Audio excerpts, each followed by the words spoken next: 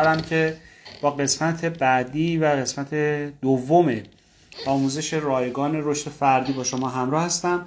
امروز میخوام در مورد یه مسئله بسیار مهم براتون صحبت بکنم، اینی که چطوری بتونیم هر کاری که دلمون خواست رو انجام بدیم. ما خیلی وقتا خیلی ایده ها، فکرها، نظرها، علاقمندی ها، توانمندی هایی توی ذهنمون میاد و میره، ولی میخوایم اجراش بکنیم گیر میکنیم. چه کار بکنیم که بتونیم هر آنچه که دلمون میخواد رو انجام بدیم؟ باید اولا بشناسیم چه کارهایی رو لازمه انجام بدم، چه کارهایی رو فقط بهش دارم فکر خیال میکنم. مثلا اینکه شما تو خونه دراز کشیدین، داری فکر میکنین کاش الان در مثلا داشتم توی لالیگا فوتبال بازی میکردم در مقابل مثلا مسی و رونالدو، این داستانا. بعد با سن مثلا 50 سال داری این فکر رو میکنی. یه سری کارها میدونیم نشدنیه و فقط فکر خیالش چون شیرینه بهش فکر میکنیم. اینا رو بذاریم کنار، اینا رو خودمونم میدونیم شدنی نیست، کاری بهش نداریم. یه سری کارها هست که دوست داریم انجام بدیم، ولی واقعیت اینه که اگر بخوایم انجامش بدیم باید به یه سری زحمت‌هایی بیفتیم که حاضر نیستیم اون زحمت‌ها رو انجام بدیم. مثلا من دوست دارم که هر روز صبح ساعت 4 صبح بیدار شم، 5 صبح بلند شم برم بیرون بدوم، 6 صبح بیام صبحانه و آروم آروم بخورم، 7 صبح بلند شم مثلا برم سر کارم فلان. بعد که یه هفته میخوایم اینو انجامش بدیم توش گیر میکنیم، دوست نداریم انجامش بدیم. یعنی فقط فکر خیالش برامون شیرینه، در مرحله اجرا که میرسه گرفتاری باهاش و حاضر نیستیم سختی‌هاشو تحمل بکنیم و انجامش بدیم. اینا رو هم بذاریم کنار، صادق باشیم با خودمون، کنار بیایم و بگیم خیلی خوب اینا رو من این کار نیستم، نمیخوام اینا رو انجام، یعنی زحمتش هم حاضر نیستم تحمل بکنم، بذارم کنار. یه سری کار هست خیلی بزرگتر از اندازه ذهن ماست و ما اگه بخوایم به اون کارها برسیم باید یک مسیر 20 ساله رو طی بکنیم که اون کارها خیلی هم دنبالش نیستیم، یعنی دوست هم نداریم مسیرش رو طی بکنیم. مثلا من میشینم یه وقتی فکر خیال میکنم، میگم من رئیس جمهور میشدم، این کارو میکردم، اون کارو میکردم. بعد اصلا تو زندگیم دنبال کار دولتی و رئیس جمهور شدن و این داستانها خیلی علاقه‌مندیم نیست، هرچند این مدت کار دولتی هم کردم، ولی مسئله این نیست که الان کار دولتی میخوام بازم انجام بدم یا نه. اصلا علاقه‌مندی نیست در جایگاه رئیس جمهور بشینم. قدرتش رو دوست دارم ولی دردسرا و مسئولیتاشو نه، اون مسیری که باید طی بکنم نه. چون مثلا تو کشور ما رنج سنی رئیس جمهور لااقل بین 50 تا 70 80 ساله. منم تو اون سن و سال بخوام برسم دیگه دنبال رئیس جمهور شدن و نمیدونم اون همه دردسر کشیدن و توی مسائل تحریم و جنگ و نمیدونم اختلافات داخلی داستان قرار گرفتن اهلش نیستم، آدمش نیستم. صادق باشیم، این دسته رو هم کنار بذاریم. وقتی شما میای شسته رفته میکنی یه سری کارهایی که فکر خیالشو میکنی، در فکر و خیالت دوست داری انجام بدی، اما به واقعیت که میخوای نزدیکش بکنی نمیخوای انجامش بدی. اونی که نمیخوای انجام بدی اصلا مورد بحث امشب من نیست، اونا رو لطفاً از لیستت حذف کن، بذار کنار.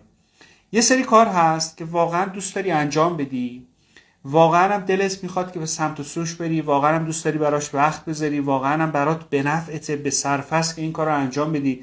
آقا مثلا یه پول 2 میلیارد 3 میلیارد تومان من دارم، میخوام که برم تو کار ملک، دوست دارم دردسراش هم تحمل میکنم، خوشم میاد، به نفعم هم هست، برم این کار رو انجام بدم، اما الان توانمندیشو ندارم، الان نمیتونم انجامش بدم، الان بلدش نیستم، الان من کننده این کار تا به امروز نبودم، تجربه بابتش ندارم، یا ترس دارم از اینی که برم انجامش بدم ضرر بکنم.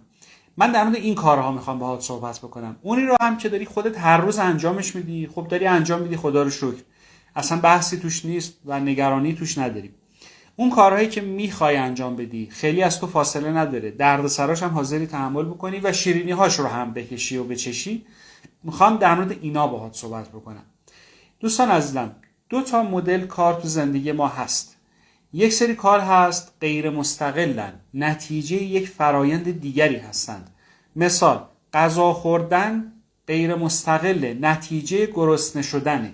یعنی من اگر گرسنم نشه هیچ وقت به سمت غذا خوردن نمیرم. حتی غذا خوردنی که با لذت انجام میدید اگر گرسنت نباشه هم بدون لذته، یعنی دیگه لذتی ازش نخواهی برد و کیف نمی‌کنی. یعنی شما بهترین غذا، خوشمزه ترین غذا، باحال ترین غذایی که دوست داری رو در لحظه‌ای که گرسنه نیستی، سیری و اصلا دلت غذا خوردن نمیخواد رو جلوت بذارن، تو تو اون لحظه دوست نداری اون غذا رو بخوری، نهایتا یه ذره ازش میچشی، بیشتر از این دیگه براش انرژی و وقت و فکر و اینا نمیذاری، میذاریش کنار، میگه الان گرسنه نیستم، الان نمیخوام بخورمش. خب اگر هیچ وقت گرسنه نشی، خب قاعدتا هیچ وقت هم غذا نمیخوری. پس غذا خوردن یه مدل کاریه که شما نتیجه فرایندی، نتیجه اتفاقی که از قبل برات افتاده، نتیجه شده اینه که بشینی الان غذا بخوری و از این غذا خوردن ممکنه لذت ببری، ممکنه نه، فقط برای اینکه شکمت سیر کنی انجام بدی. یعنی فارغ از اینکه چه شکلی اون غذا خوردن رو انجام میدی، چه غذایی داری میخوری، ازش لذت میبری یا نمیبری، مسئله اینه که اصلا غذا خوردن به خاطر این انجام میشه که تو قبلش گرسنه شدی، یک اتفاقی برات افتاده و اون اتفاق منجر شده به اینکه تو غذا بخوری.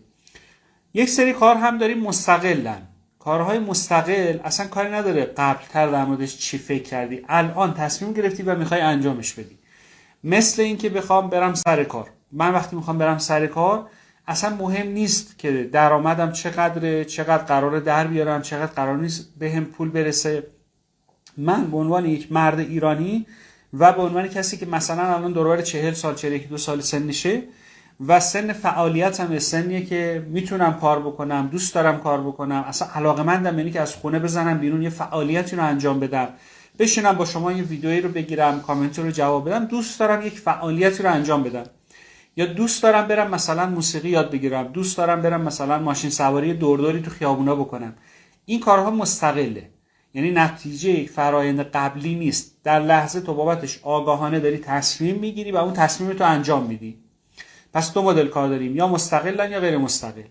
کارهایی که غیر مستقلن، مثل زود از خواب بیدار شدن، مثل غذا خوردن، مثل حرفه‌ای کار کردن، مثل نتیجه های خوب از اقدامات قبلی گرفتن، مثلا همین ویدیوهایی که من دارم براتون میگیرم، من بخوام که مثلا 6 ماه یه سال دیگه یک نتیجه ای از این ویدیوها به دست بیارم، کسانی بیان از من سوال بکنن که تو دوره کوچینگ مثلا شخصی گروهی هم برگزار میکنی، بگم بله برگزار میکنم، یه پولی ازشون بگیرم، کمکشون بکنم 6 ماه یه سال با من همراه باشن، یک مسیری رو برای خودشون تعریف بکنم، به یک موفقیتی برسن.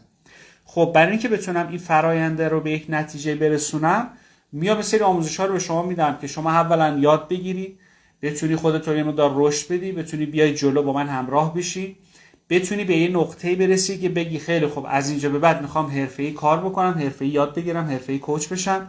بعد تازه بیای تصمیم بگیری خیلی خب حسنی میخوام با تو این دوره کوچینگ رو طی بکنم. این نتیجه یک فرایندی که از قبل باید براش اقدام کرده باشی، اتفاقاتی افتاده باشه، بین من و شما یک اطلاعاتی رد و بدل شده باشه، یک شناخت نسبی بین ما اتفاق افتاده باشه، شما خیالت راحت بشه که حسنی نامی هست که داره کمکت میکنه که بتونی بهتر از قبل پیش بری، بعد بیای دوره منو ازم بخری و بخوای که با من پیش بیای.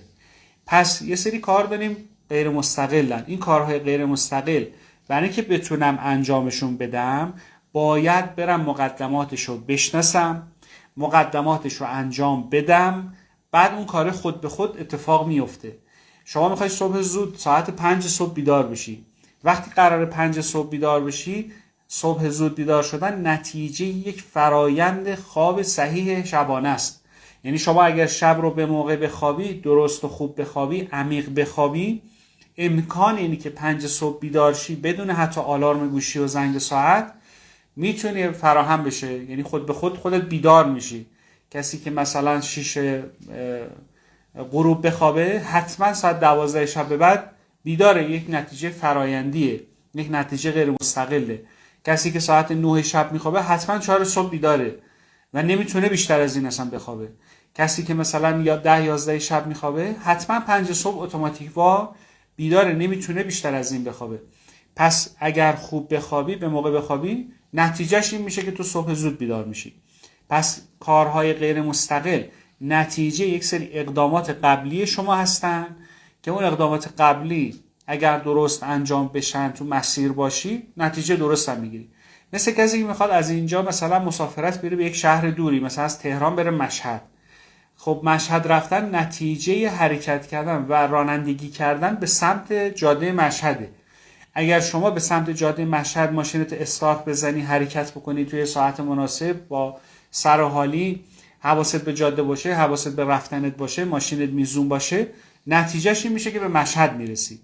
اگر شما به سمت اصفهان بری قاعدتا نتیجه اصفهان رو به دست میاری، نتیجه مشهد دیگه برات به دست نمیاد. یه سری کارها مستقله دیگه. گفتم مثل اینی که شما میخوای مستقل زمانی شیرین هستن که شما از سر اجبار انجامشون نمیدی، دوستشون داری و انجام میدی. مثلا صبح زود مجبور اگه باشی انجام بدی، تو چون قبلش رو و این اقدام زمانی شدنی هست که پیش نیازهاش رو بشناسه و اقدام درستی انجام بده.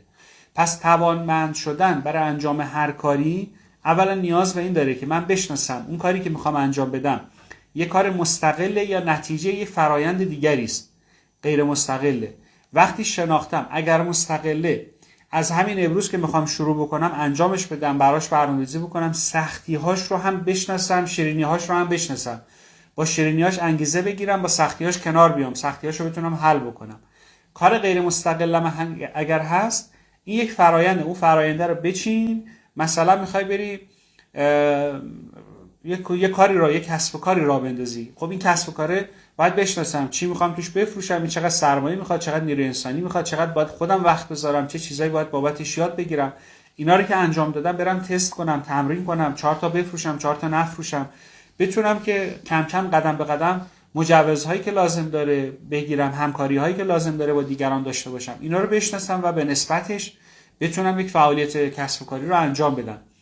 و اون روزی که میخوام سختی‌هاشو بکشم دیگه میدونم، چون مسیر رو شناختم میدونم.